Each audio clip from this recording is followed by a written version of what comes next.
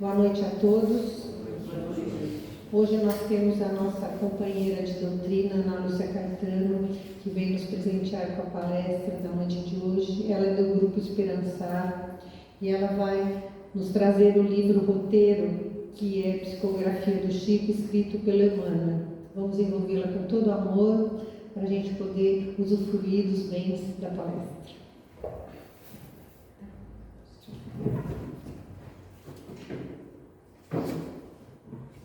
Boa noite, obrigada pelo convite, obrigada Silvia.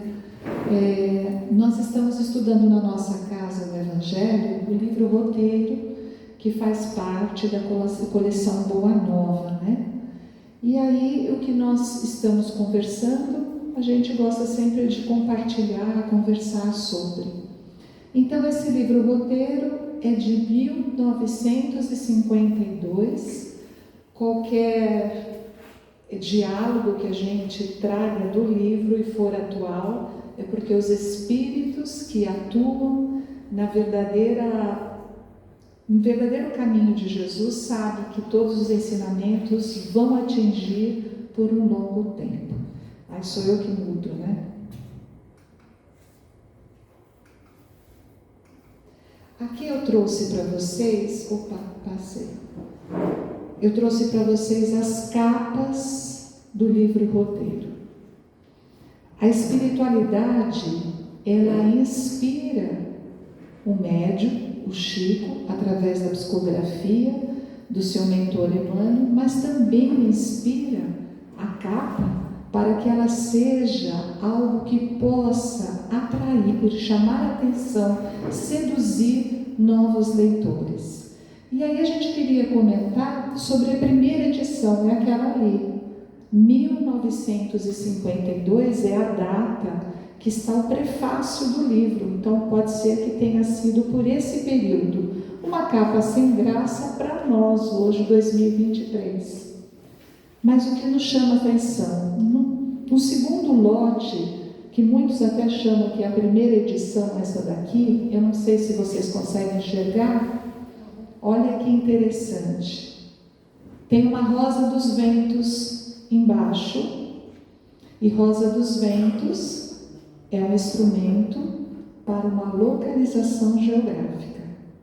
Se você for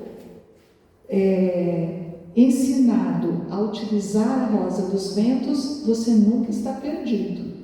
Podem deixar você no meio da mata. Você pega a rosa dos ventos e sabe onde é o norte, onde é o sul, onde eu tenho que ir. Em cima da rosa dos ventos, eles colocaram o Evangelho. Claro que a interpretação, ela é pessoal, ela é nossa. Mas quando coloca o Evangelho em cima de uma bússola da rosa dos ventos, dizem assim, que há um roteiro para nós não nos perdermos. Se a rosa dos ventos auxilia o nosso encontro geográfico aqui na Terra, o Evangelho, ela é. Tá bom, obrigada. Ela é, então, o Evangelho é o caminho para nos encontrarmos. Claro que cada um que está vendo e puder pegar na internet essa primeira edição que eles chamam, vocês vão ter até interpretações mais amplas. Aí nós passamos por um período mais psicodélico, da década de 70. Então, vocês podem não ver, mas se procurar na internet, vocês vão reconhecer. São vários caminhos no livro Roteiro, como se fosse um labirinto. E aí na capa tem 3 pessoas, a segunda está aqui e a terceira pequenininha ela está aqui. É como se nós estivéssemos em busca do caminho que todos nós estamos mesmos, e nós temos ali pessoas que estão iniciando a sua caminhada. Outros já estão bem distantes, parece que já acharam o caminho, já estão distantes, e outros estão aqui intermediário. Essa é a clareza dos nossos passos aqui na Terra. Nós temos espíritos de todos os níveis, de todos os entendimentos, e todos nós estamos buscando o caminho. E aí tem o título, Roteiro. Seja qual for o caminho que estamos agora trilhando, existe um roteiro para que a gente possa ser mais feliz e mais independente das coisas do Espírito, né? A outra vem o roteiro. Isso aqui eu acho que muitos têm em casa, porque ele não é o último, ele é o penúltimo. E eu queria falar para vocês o que tem aqui na capa. Tem o Evangelho, um óculos em cima, mostrando duas lentes bem claras. O Evangelho, um óculos em cima, nos diz: precisamos enxergar o roteiro.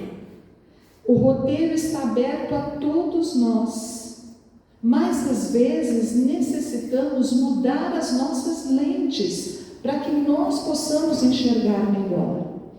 E a última capa, tá? É uma capa que é mais colorida, deve usar todos os recursos que a gente tem de computação. É uma capa muito bonita, mas gostaria de falar para vocês. Eles colocam um pergaminho e uma pena, que nos lembra o passado, onde o pergaminho, que era feito de peles de animais, serviam como folhas para escrever registros e histórias antigas.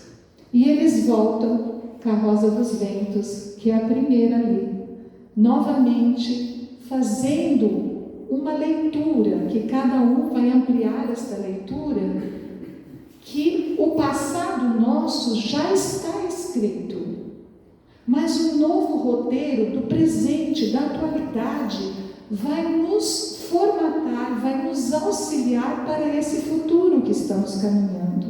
Mostrará o caminho que nós estamos trilhando para o futuro. Então aqui a gente tem todas as capas do livro Roteiro. Quem nunca leu, não pense que vão encontrar folhas fáceis. Elas são pequenos textos, são 40 textos.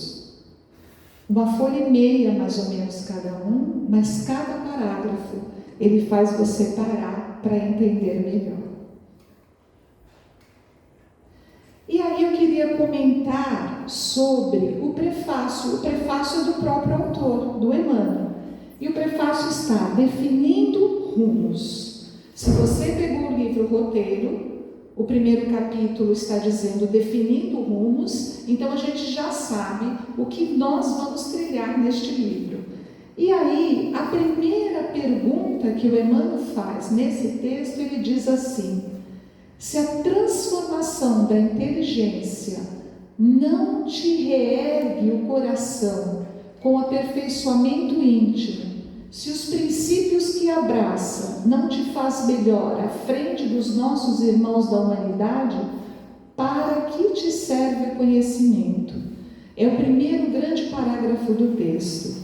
Ele diz que todo esse conhecimento que você adquiriu e que você está desenvolvendo, se você não consegue abraçar e melhorar isso para a humanidade da qual nós estamos inseridos, ele termina a pergunta: para que te serve o conhecimento?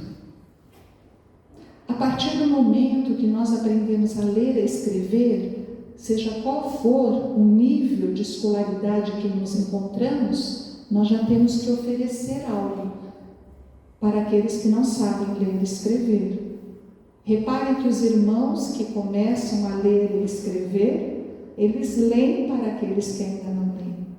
Conforme o tempo vai passando, vamos desenvolvendo a inteligência e muitas vezes vamos também galgando degrau atrás de degrau, aumentando o nosso conhecimento.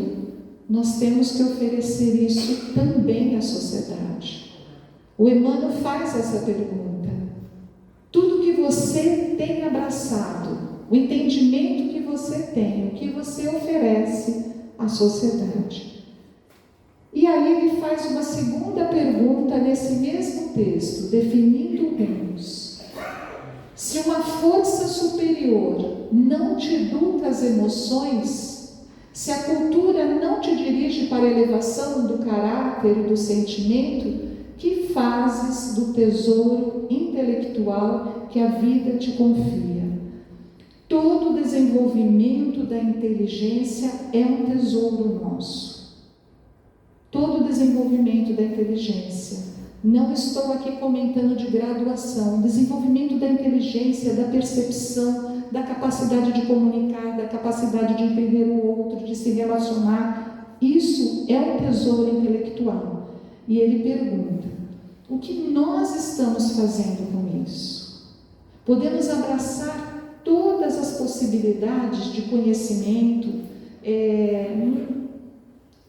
ter nesta encarnação vários diplomas, escrever artigos, descobrir uma vacina. Nós temos todas essas capacidades, mas sempre os espíritos vão perguntar, mesmo no nosso sono tranquilo, através do sonho: o que andas fazendo com aquilo que você conseguiu abraçar nesta encarnação?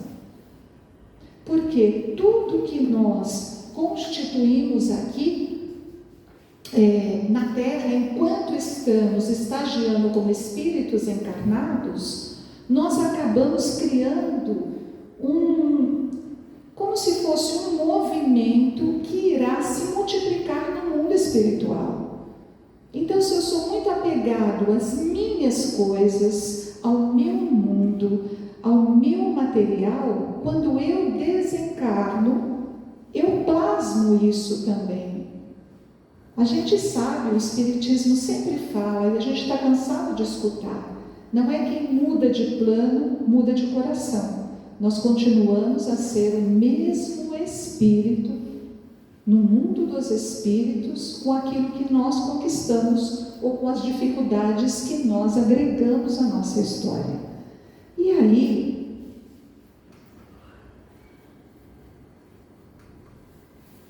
vem para cá. Não está aí?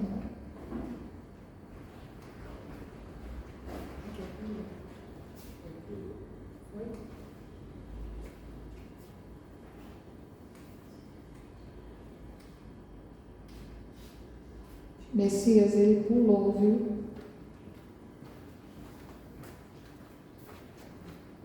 Voltar um pouquinho. Aí. Tem um entre esse aqui. Não entrou fazendo o computador.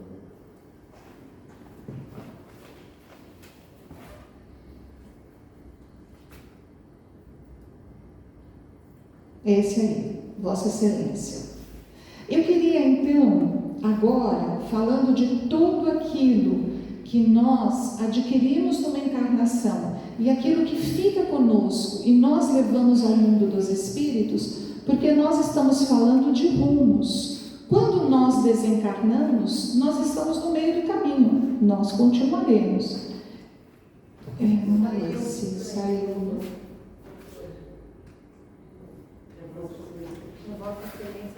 Vossa Excelência. Mas não tem problema. Se quiser deixar, depois eu continuo bem.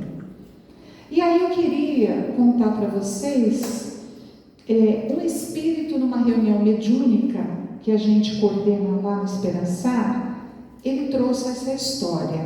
E eu queria que vocês imaginassem o que o espírito está compondo. Ele está no mundo espiritual. Aí vocês vão falar: não é possível. Eu queria que vocês imaginassem o que ele começa assim: solicito a atenção da Vossa Senhoria para o assunto que passo a expor. Venho por meio desta, olha a formalidade, né? Apresentar a propriedade da qual vivo. Vivo isolado há muito tempo. Ela foi construída dentro de uma edificação notável, com finos materiais da época, exibindo orgulhosamente o velho e familiar brasão de armas, uma casa de 3 pavimentos, com muitos quartos, luxuosamente decorados. Passo meus dias dentro da biblioteca, na qual construí na antessala do meu escritório. Muitos cômodos permanecem fechados, inteiramente decorados com ricas madeiras. São impregnados de cores sérias, como marrom e bege, entre outros tons do mesmo tipo, compondo com exclusivas janelas e vitrais decorados. Salas e corredores cobertos por tapetes persas, quadros de renomados artistas e objetos de decoração do mais fino gosto integram o lugar onde moro. Percebo-me só nessa propriedade. Algumas vezes, aproximando-me da janela que estão fechadas por cortinas de veludo vermelho, vejo uma cidade sempre nublada, sem vida, com poucas pessoas. Elas, para mim, nada representam. Mas gostaria de expor a Vossa Excelência que nada modifica a rotina da qual a minha vontade é soberana. Apenas algumas vezes vivencio uma situação de incômodo por presenciar na minha porta uma criança malcriada batendo insistentemente e chamando-me sem me conhecer. Quanta ousadia! Isso tem acontecido com mais constância, perturbando-me, tirando do meu mundo. Tento buscar o rosto daquela criança infeliz, mas não consigo ver daqui da janela. Neste exato momento, enquanto escrevo a Vossa Excelência, a audaciosa criança bate na minha porta. Nesse momento a história para, e aí o amigo espiritual escreve assim: sou um amigo que assume daqui em diante o lápis e a narrativa para revelar o encontro do homem com a criança. O Senhor largou a caneta e desceu as escadarias. Após tantos anos com a porta fechada, o homem resolveu abri-la para dar fim àquela situação que era insustentável. A fechadura apresentou dificuldade em girar, pois há muito tempo não era usada. As batidas da criança continuavam insistentes, como nunca, e a voz da inocente criança gritava: Senhor, Senhor, e batia na porta. Enquanto a porta se abria, o homem perturbado perguntava-se nervosamente o que uma criança poderia querer com ele. Foi quando a criança, alegre, quando viu a porta aberta, como se estivesse protegida por qualquer pensamento, saltitando em desequilíbrio, disse, entrando na porta da casa do Senhor: Jesus manda dizer que está com saudade do Senhor. Como pode a voz cheia de vida de um pequeno ser ter a potência inimaginável do despertamento e da libertação? Jesus está com saudade do Senhor. Ao ouvir a mensagem, o homem austero e frio sentiu-se atraído pelo lado de fora da antiga construção. O endereço dessa moradia? A propriedade austera, imponente e cheia de orgulho era a mente do próprio homem. O ser humano algema as conquistas materiais dentro do próprio psiquismo, como se fosse um vício. Assim torna-se prisioneiro até o momento que é chamado para mudar a sua casa mental. O homem começou a caminhar para fora da casa. Estranhou o ambiente externo. Os pés, desacostumados a andar, doíam. A visão acostumada à penumbra da própria consciência quase não conseguia firmar o olhar para um novo caminho. Mesmo assim, a alma sentiu-se atraída pelas leis que governam os mundos. É tempo de progredir, é tempo de crescer. A criança que bateu a porta era o próprio amor, e o amor não se esquece de ninguém. É emocionante, eu quis ler a história na íntegra, porque mostra que nós podemos plasmar na nossa mente tudo aquilo que nós queremos. É como se fosse aquele óculos virtual que você não está, mas você se sente estar no lugar, porque você plasma e aquilo se torna concreto. Então a história do Espírito, ele plasmou no mundo dos Espíritos o mesmo mundo que ele vivia aqui. Então a pergunta do Emmanuel que diz: o que você ofereceu daquilo que você conquistou?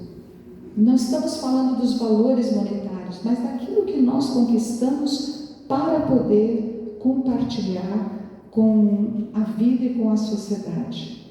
E aí, esse moço, ele fala, a criança diz, né? Jesus estava com saudade de você.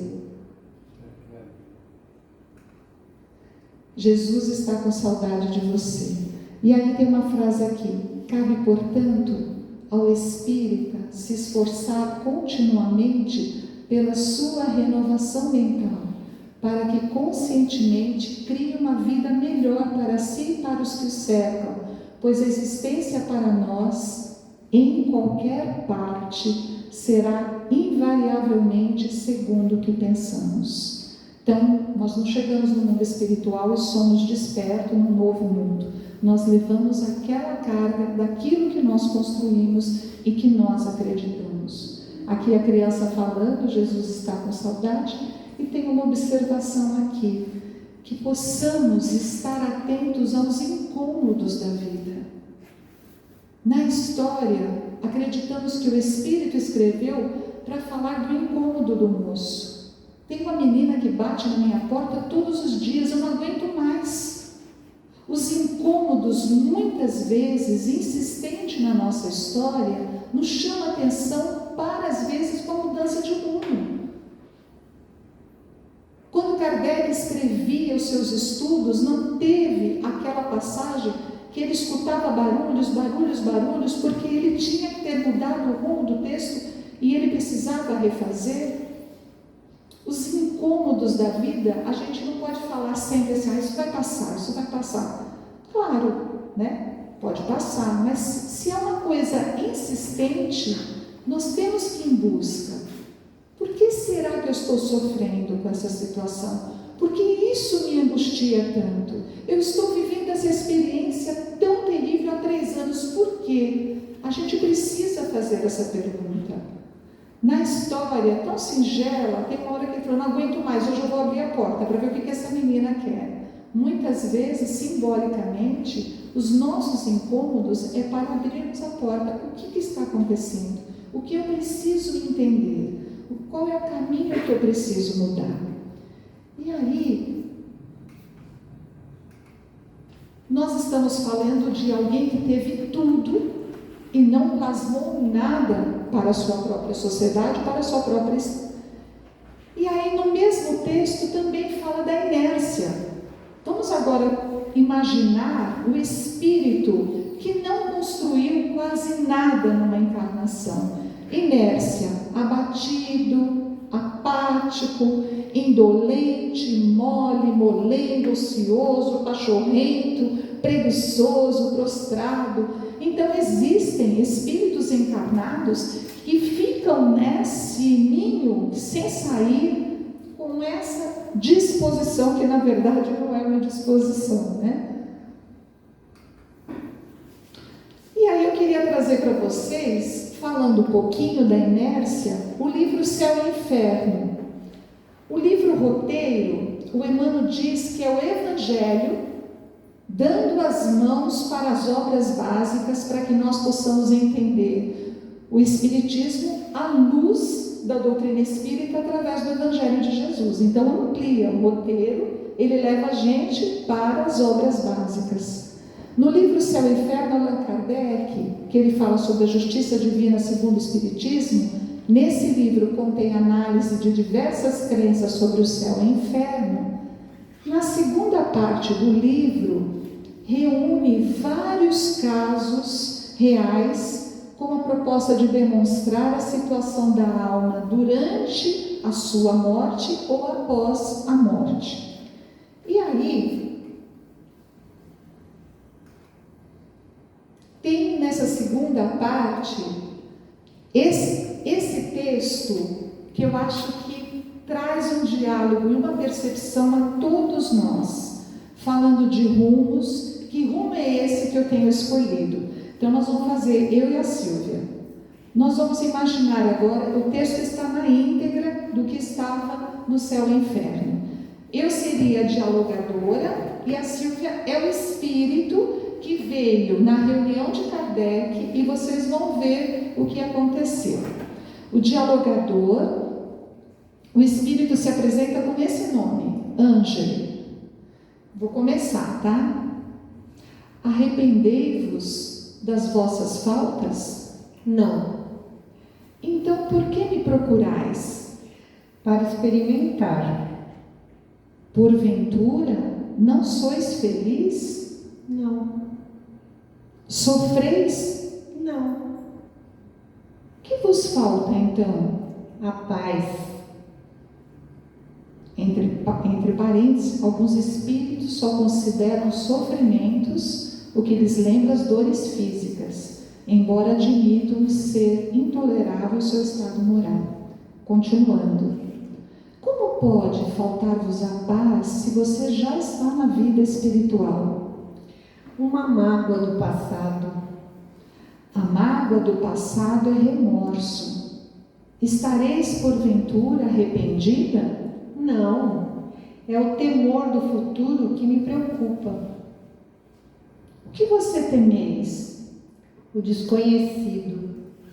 Estás disposta a dizer-me o que fizeste na última encarnação? Isto talvez me auxilie na vossa orientação. Nada. Qual a vossa posição social? Mediana.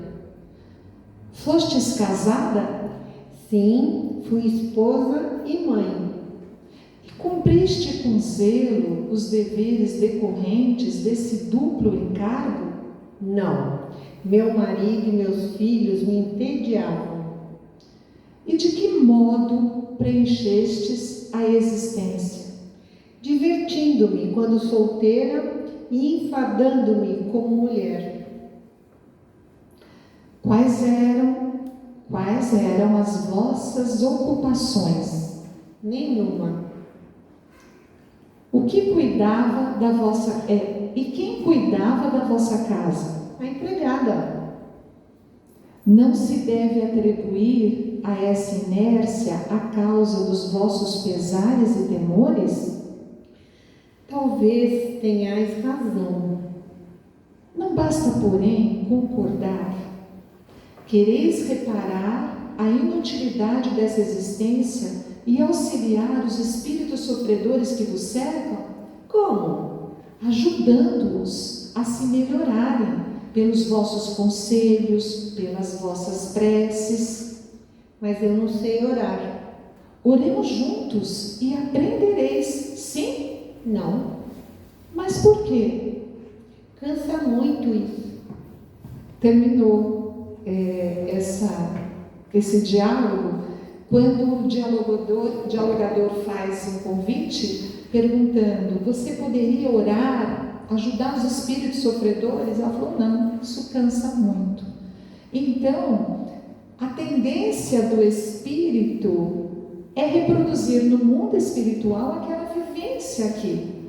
E a gente hoje, falando de caminhos, qual é o rumo a tomar, isso nos chama tanta atenção, né? Como a gente pode perder a oportunidade. Não há um grande arrependimento. O espírito, para continuar o seu caminho, em primeiro lugar, ele precisa cansar. Porque senão ele fala assim: eu cansei, eu já não quero arrumar. Não, tem que vir da alma. Eu estou cansado de sofrer. Eu quero dar um novo rumo à minha história. Quando os espíritos vão em busca, no umbral, daqueles espíritos que já estão arrependidos, ao olhar, há todo um magnetismo diferente daquele espírito que está cansado, daquele que diz assim: não aguento mais, eu quero mudar a minha história. Isso daqui foi tão interessante o Kardec colocar no céu e inferno, porque nós podemos reproduzir aquilo que vivemos, mas enquanto não nos sentirmos tocados, enquanto não estivermos cansados de sofrer, porque ela fala: eu não tenho paz, até que um dia essa falta de paz tome conta de toda a sua consciência espiritual, e ela fala: eu não aguento mais. Aí é a hora que muitas vezes o espírito começa a caminhar. Por isso que às vezes o sofrimento ele é necessário, dentro tanto da experiência encarnada como desencarnada. Interessante, e ele continua a história que depois a gente não deixou, né? E termina esse prefácio dizendo assim: busquemos mente purificada. Ai, mas é tão difícil, mas a gente tem que aprender já a ir filtrando as coisas, né? O pensamento nosso, o que eu posso pensar quando eu acordo, quando eu estou insistindo num pensamento julgador, como é que eu posso melhorar? Ele diz assim: coração aberto à verdadeira fraternidade, coração aberto à caridade. Só que a caridade, ela é o início de tudo. Depois nós passamos para a solidariedade, até que um dia nós vamos atingir o entendimento da fraternidade. O entendimento da fraternidade é quando o meu irmão, ele vai receber a mesma dignidade da minha vida. Se meus filhos estão na escola, aquela pessoa tem que ter os filhos na escola. Se eu tenho arroz e feijão na minha casa, aquela pessoa tem. Fraterno é trazer a pessoa a dignidade da vida como todos nós já vivemos. Mãos ativas na prática do bem, isso não pode faltar.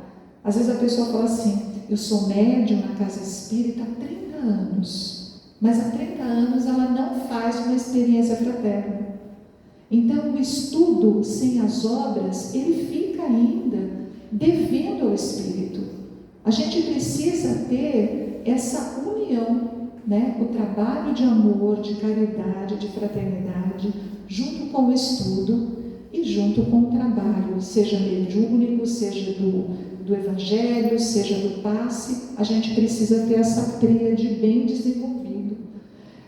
E aí o último, o Emmanuel fala: o evangelho e o espiritismo definindo rumos. Então a gente tem uma rosa dos ventos espirituais em nossas mãos, que são os livros, que a doutrina espírita nos explicando cada vez mais, que a nossa estrada é que nem o Messias falou, já foi pavimentado, dá até para a gente acelerar o passo, mas a gente precisa saber que caminho é esse, porque quando nós não sabemos o nosso caminho, qualquer caminho serve.